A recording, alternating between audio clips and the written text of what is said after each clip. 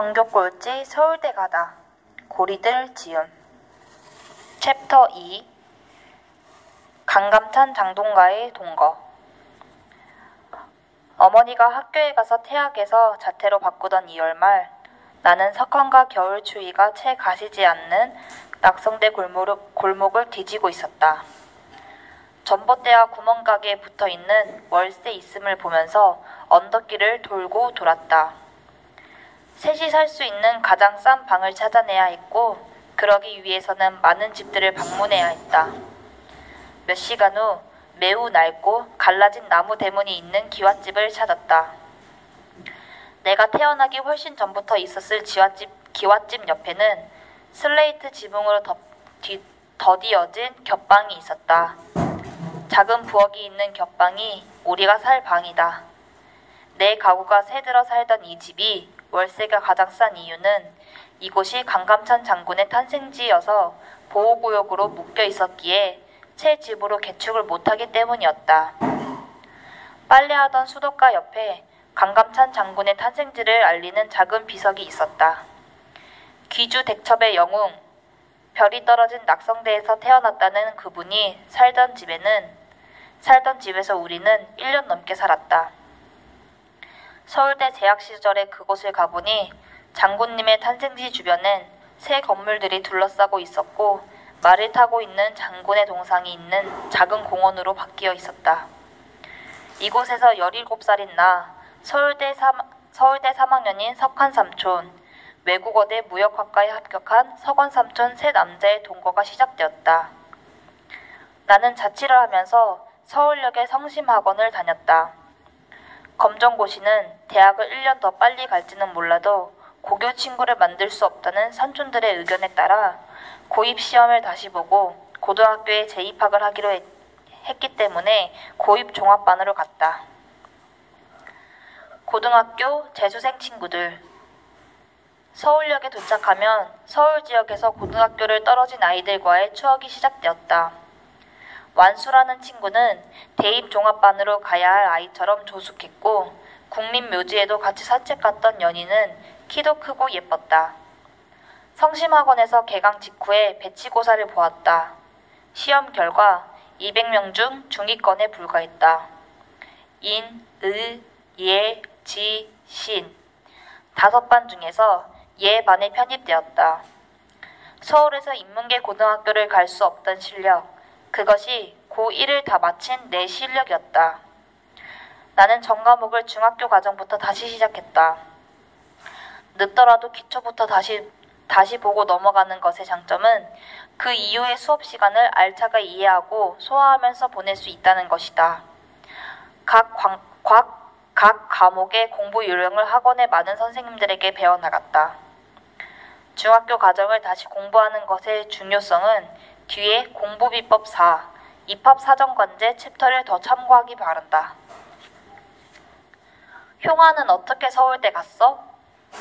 서울대 입학 후 교정에서 중학교 3학년 때 같은 반 탑곤이를 만났다. 이 녀석이 나를 보더니 흠칫 놀랐다. 야, 너 서울대 오느라 고생 많았겠구나. 탑곤이는 광주 숭일중학교에서 IQ가 가장 높은 전교 1등이었고 난 그냥 중위권 중학생이었다.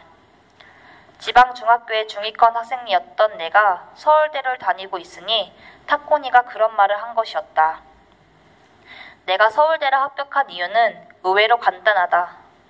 난 광주의 인문계 고등학교를 자퇴한 후부터 이 책 끝부분에 소개될 내 공부의 단순한 실전 비결뿐 아니라 남들이 좋다고 하는 모든 공부법을 다 따라했다. 그렇게 몇 달을 했더니 내 앞에 50%의 학원 친구들을 모두 앞지르게 되었고, 비록 작은 학원이지만 생애 처음으로 1등이란 걸 해보았다. 1등 이후 학원 선생님들은 내가 코를 후비다가 피를 흘려 코를 막고 화장실에 가도 학원생들에게 이렇게 호통쳤다. 이야, 저것 좀 봐라 자식들아. 저래 공부를 하니까 1등을 하지. 니들도 한 번쯤 공부하다 코피 좀 흘려봐라. 어잉? 어느새 난 학원에서 공부 열심히 하는 모범생으로 인정받게 되었다. 솔직히 학생 신분은 공부를 잘하면 다 용서되는 것이 사실이다. 더러운 세상이라고 소리쳐도 어쩔 수 없다. 그것이 학생들의 세상이니까. 한번 이렇게 1등을 해보니 어떤 책 제목처럼 이기는 습관이 생기기 시작했다고나 할까? 그래서 내 경험으로는 명문고에서 중위권을 하느니 좀 평균이 낮은 학교에서 1등을 해보는 것, 작은 공모전에서 대상을 받아보는 것의 가치는 상상 이상으로 크다고 믿는다. 오해는 에너지다. 1년간 서울역의 성심학원을 다니고 서초구의 세화고에 입학했다. 이때는 어머니도 상경해서 상문고 뒷담 바로 옆 큰 정원이 있는 상층집의 지하에 살았다. 상문고 학생들이 공놀이를 하다가 가끔 담을 넘기곤 하면 내가 다시 던져주곤 했다. 그 집 정원에서 철제 계단을 통해 올라가면 2층의 넓은 베란다로 이어진다. 밤에 졸리면 이곳에 올라가 우면산을 바라보며 심호흡하곤 했다. 그런데 이 버릇이 문제였다. 주인 아주머니가 내 행동을 자신의 침실을 엿보기 위해 올라온 것으로 오해를 한 것이다. 이런 오해는 사후 해명이 잘 통하지 않는다. 만일 내가 엿보려 했다면 전혀 들키지 않았을 것이고 거기서 심호흡과 체조를 할 리가 없었겠지만 오해라는 팽이의 관성은 변명의 채찍을 맞을수록 힘이 더 강해진다는 것쯤은 알고 있었기에 어떤 변명이나 대응도 하지 않았다. 그때의 지하 생활 때문에 지금도 지하에 있는 카페나 노래방은 가급적 피한다.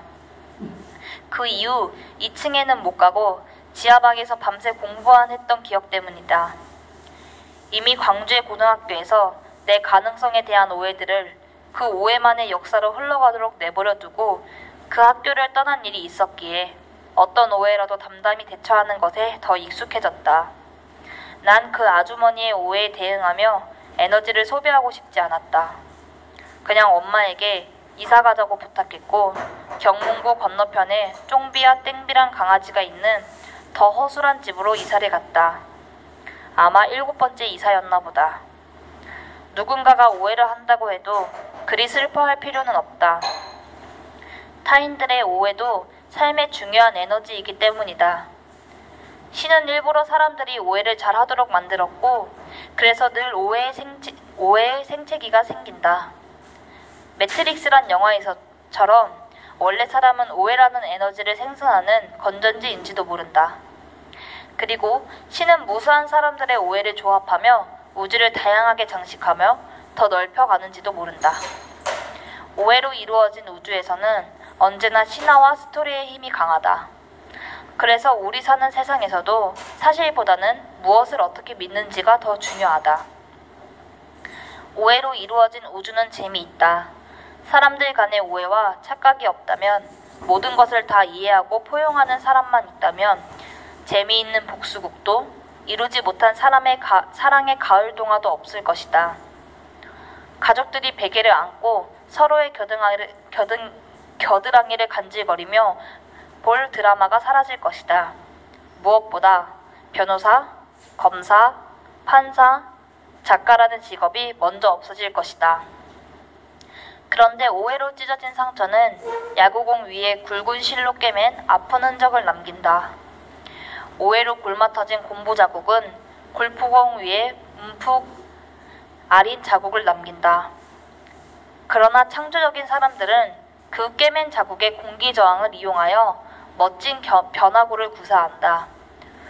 움푹 들어간 골프공의 상처는 잔디를 감싸며 휘어 들어가 홀인원을 만든다. 사실 그 상처와 흉터가 없다면 야구와 골프도 드라마처럼 재미있는 게임이 될 수 없다.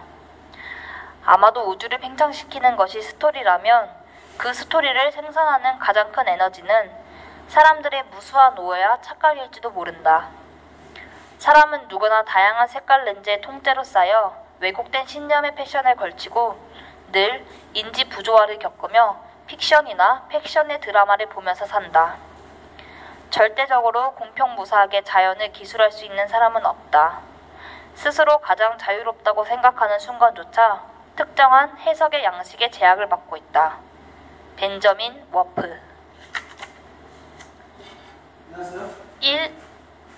오해와 억울함이 던지는 감정적 덫에 걸리지 말고 오해는 오해들의 세상에 내버려 둔 채 자신이 주인공인 자신의 드라마에 집중하라. 2. 타인들이 너의 가능성을 폄하하는 오해를 한다면 자기 최선의 결과를 반드시 세상에 보여줘라. 오래 걸리더라도 조급해하지 말고 계속 노력하라. 3. 오해가 쉽게 풀릴 상황이 아니라면 신경 쓰지 말고 공부를 더 해라. 미래의 자신과 함께 자신의 길을 계속 가면 결국 오해는 풀리거나 사라진다. 4. 스스로 최선을 다하며 살다 보면 널 무시했거나 오해했던 자들이 너의 드라마에서 꼭 필요한 엑스트라였다는 것을 나중에 알게 된다. 그러니 언제나 바로 지금 최선을 다하라. 얼마 전 가수 김씨가 어떤 음악 프로에서 말했다. 야, 너 왜 그러니? 잘 못하는 걸 왜 계속해? 그냥 그만둬. 이렇게 가끔 던지는 아버지의 말이 끝까지 가수가 되게 한 가장 큰 에너지였다고.